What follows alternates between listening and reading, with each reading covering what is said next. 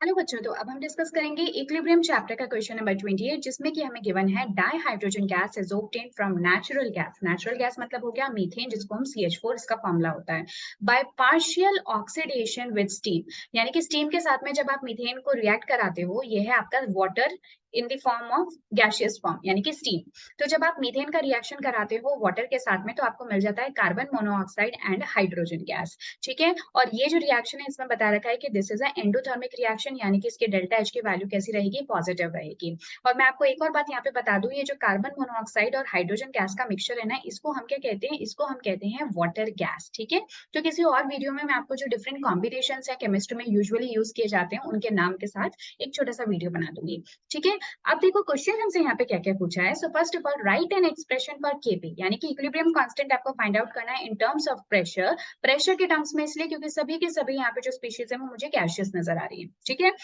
Secondly हमें क्या करना होगा, how will the values of KP. ठीक है, जो केपी की वैल्यूज है और जो कॉम्पोजिशन है इक्विलिब्रियम में यानी कि रिएक्टेंट्स या फिर प्रोडक्ट्स का, वो कैसे अफेक्ट होगा अगर हम प्रेशर को बढ़ा दें, अगर हम टेम्परेचर को बढ़ा दें, या फिर अगर हम कैटलिस्ट को यूज करने लगे। ठीक है, सो आई गेस कि ये बहुत सिंपल सा क्वेश्चन है। आप लोग जब तक मैं क्वेश्चन बोल रही होंगी तब तक आप में से कुछ बच्चों ने कर भी लिया होगा इसको।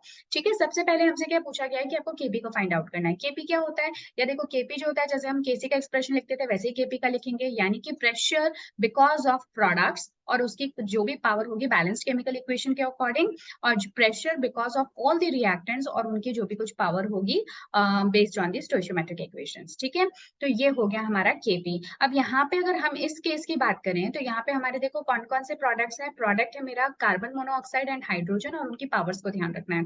तो pressure because of carbon monoxide multiplied by pressure because of hydrogen, और इस केस में जो प्रेशर है उसकी पावर हो जाएगी 3, क्योंकि आप बहुत इजीली देख सकते हो from the balanced equation number of moles related to hydrogen is 3।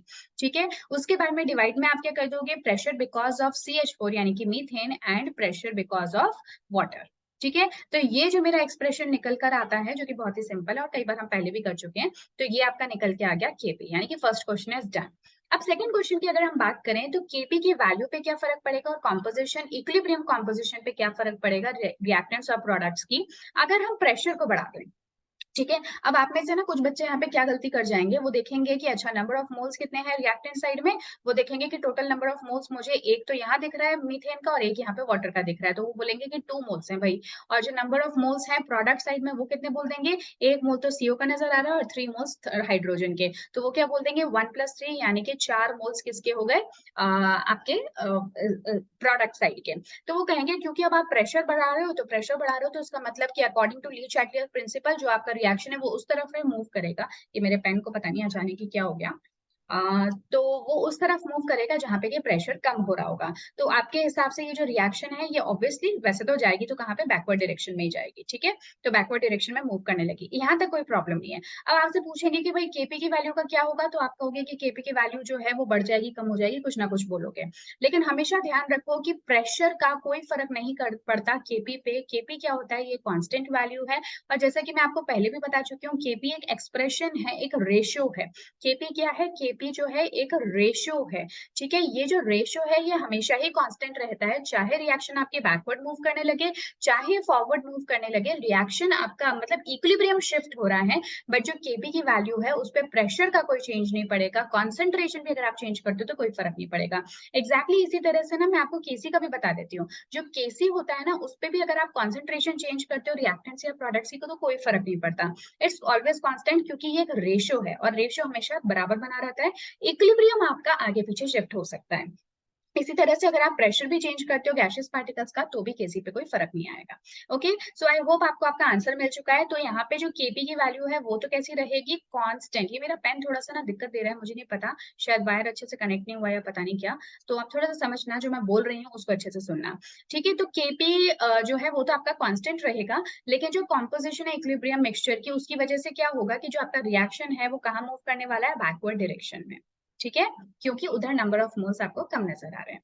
ठीक है, अब सेकंड चलते हैं, इंक्रीज इन टेम्परेचर। अगर आप टेम्परेचर बढ़ाते हो ना, तो देखो ऑलरेडी मेरी रिएक्शन कैसी है, एंडोथर्मिक है, यानी कि इस रिएक्शन को एनर्जी की जरूरत है, और आप क्या कर रहे हो, टेम्परेचर देकर उसकी हेल्प कर रहे हो। तो एक तरीके से रिएक्शन आपका कहाँ मूव करेगा, फॉरवर्ड डायरेक्शन में। ठीक है, कहाँ मूव करेगा, फॉरवर्ड डायरेक्शन में। और क्योंकि फॉरवर्ड डायरेक्शन में मूव कर रहा है और ज्यादा से ज्यादा प्रोडक्ट फॉर्म होंगे, इसलिए केपी की वैल्यू बढ़ जाएगी, क्योंकि जितना ज्यादा प्रोडक्ट फॉर्म होगा, product is in the numerator, right, तो जितना ज्यादा प्रोडक्ट फॉर्म होगा उतना ही ज्यादा केपी की वैल्यू बढ़ जाएगी। Then what about using a catalyst. Catalyst को यूज करने से है ना, आपका जो रिएक्शन है वो फास्ट हो जाता है। ठीक है, आपको पता होगा कि जो एक्टिवेशन एनर्जी है, केमिकल काइनेटिक्स में आप लोगों ने थोड़ा बहुत पढ़ रखा होगा, तो जो एक्टिवेशन एनर्जी है वो कम हो जाती है, जिसकी वजह से ज्यादा नंबर ऑफ मॉलिक्यूल्स उसको क्रॉस कर पाते हैं। ठीक है, और इस वजह से हम कहते हैं कि भाई हमारी रिएक्शन फास्ट हो गई, यानी कि इक्विलिब्रियम जो है उसको अचीव करना फास्टर हो जाए, इक्विलिब्रियम है ना, इक्विलिब्रियम अचीव करना फास्ट हो जाएगा in the presence of catalyst. लेकिन अगर हम ये कहें कि भाई रिएक्शन आपकी फॉरवर्ड या बैकवर्ड मूव करने लगेगी, तो वो तो पहले ही मूव कर रही है ना, क्योंकि रिएक्शन तो आपकी ऑलरेडी इक्विलिब्रियम पर है। तो केपी और सॉरी, जो जो आपका रेट ऑफ फॉरवर्ड रिएक्शन है और रेट ऑफ बैकवर्ड रिएक्शन है, वो तो अभी भी इक्वल ही रहेगा कैटलिस्ट के प्रेजेंस में भी। ओके, आई होप आप ये समझ चुके हो। और जो केपी की वैल्यू है वो भी आपकी कांस्टेंट बनी रहेगी, उस पर भी कोई फर्क नहीं आएगा। ठीक है, आई थिंक ये जो आपको क्लैरिटी है वो आ चुकी होगी कि अभी तक मैंने क्या बोला। ठीक है, अगर आप में से किसी को कोई कंफ्यूजन होती है, आई गेस अगर आपको कंफ्यूजन वैसे तो नहीं होनी चाहिए, बट अगर होती भी है ना, तो मेरे को लगता है कि आप हो सकता है कि इस फर्स्ट वाले पार्ट में थोड़े से कंफ्यूज हो सकते हो। तो जो भी कुछ मैंने बोला एक बार उसको वापस से आप सुनना, अगर फिर भी आपको कोई दिक्कत आती है तो प्लीज मुझे कमेंट बॉक्स में बताना, मैं एक बार वापस आपको डिटेल में इसको अच्छे से समझाऊंगी कि मैंने ऐसा क्यों कहा कि प्रेशर के इंक्रीज करने पर केपी की वैल्यू में कोई चेंज नहीं आएगा, ये चीज कोई चेंज नहीं आएगा। ठीक है, सो उसके अलावा तो बाकी पार्ट सिंपल ही है, आप चाहे तो इनका और फर्दर एक्सप्लेनेशन जो है वो यहाँ से देख सकते हैं, बाकी मैंने आपको समझा दिया है। So we will meet in our next video with question number 29। Till then take care and goodbye and keep practising.